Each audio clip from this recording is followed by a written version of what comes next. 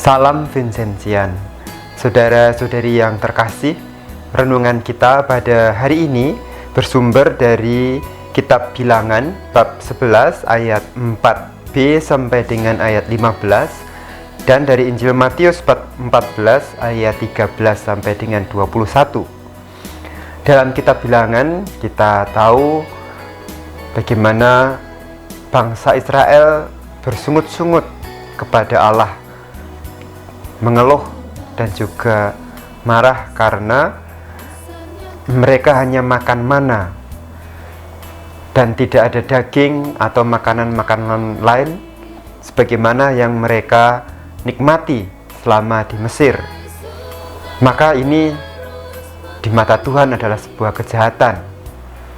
Namun Musa yang memimpin bangsa Israel dan mendapat tugas untuk membimbing bangsa Israel, mengayomi bangsa Israel, merasakan beban yang besar karena dia merasa bersalah, karena dia merasa harus menanggung semua keluhan dari bangsa Israel.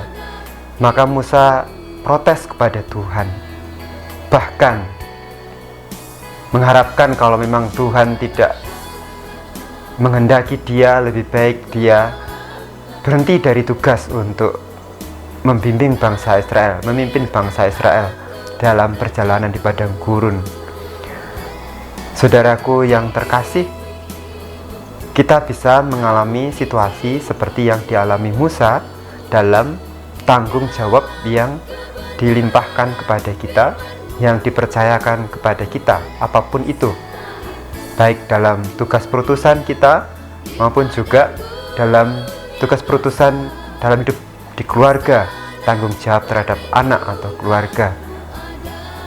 Kita bisa merasa mengalami sesuatu yang membuat kita stagnan atau tidak tahu harus berbuat apa, dan lalu kita juga bisa mengeluh kepada Tuhan. Mengapa semuanya ini terjadi? Saya tidak mampu, Tuhan.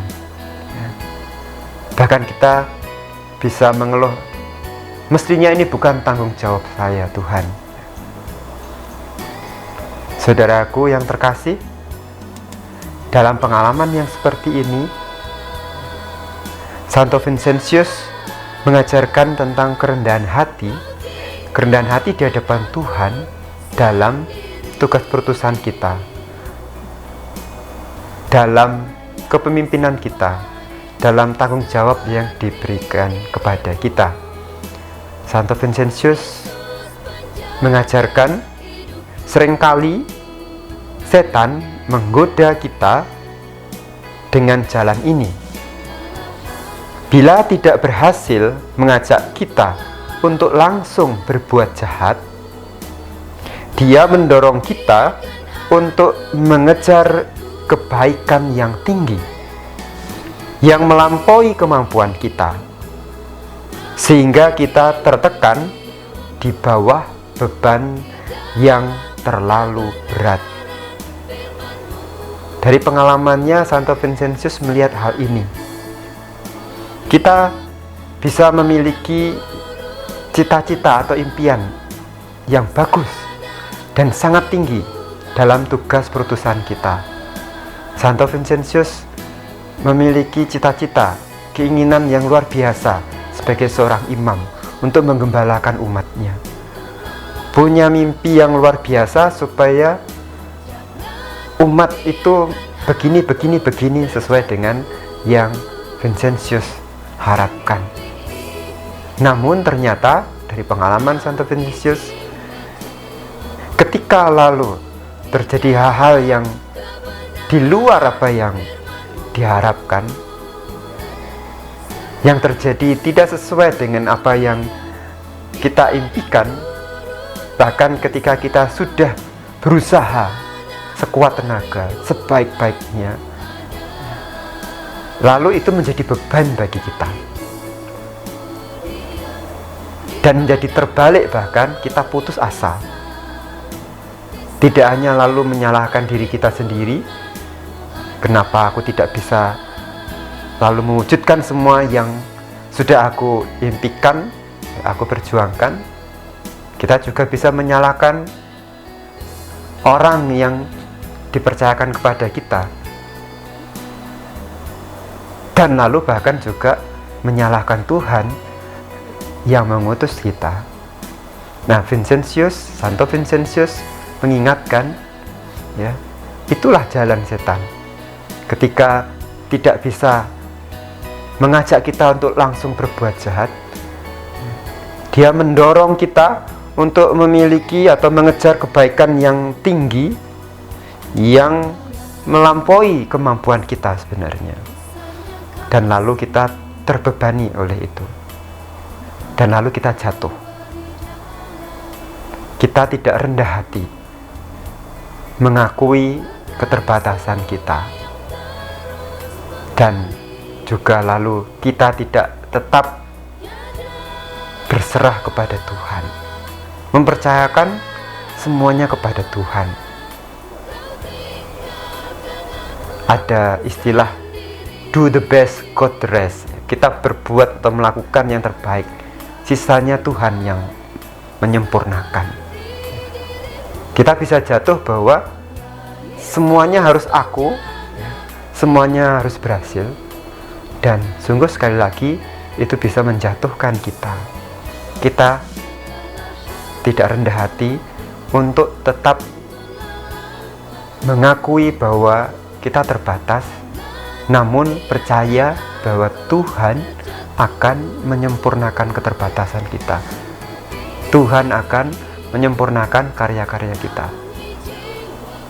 Dalam bacaan Injil, Tuhan Yesus yang memiliki persoalan karena Yohanes Pembaptis dibunuh oleh Herodes, itu menjadi persoalan tersendiri bagi Tuhan Yesus, sehingga dikatakan dalam Injil Matius bab 14, Yesus lalu menyingkir,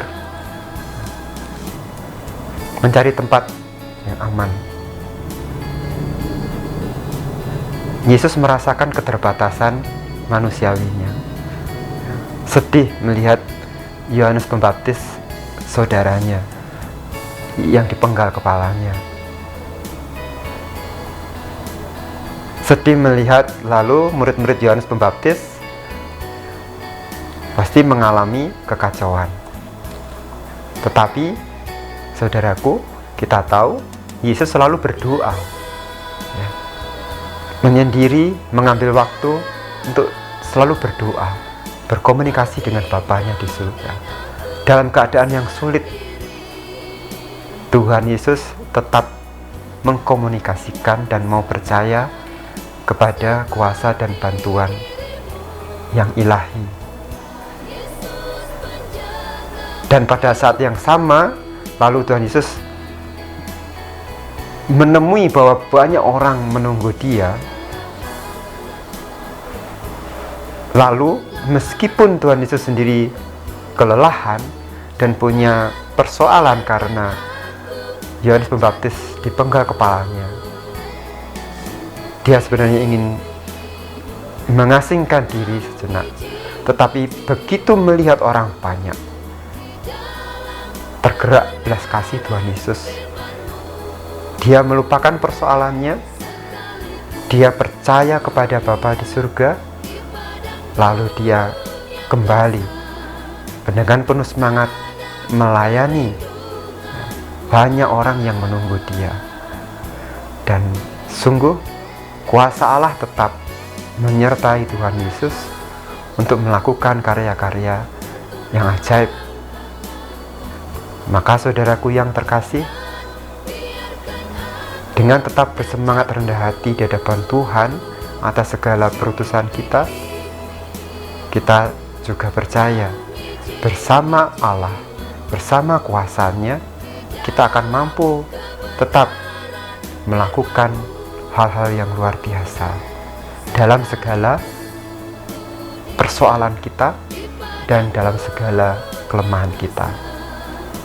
Tuhan senantiasa menyempurnakan. Amin.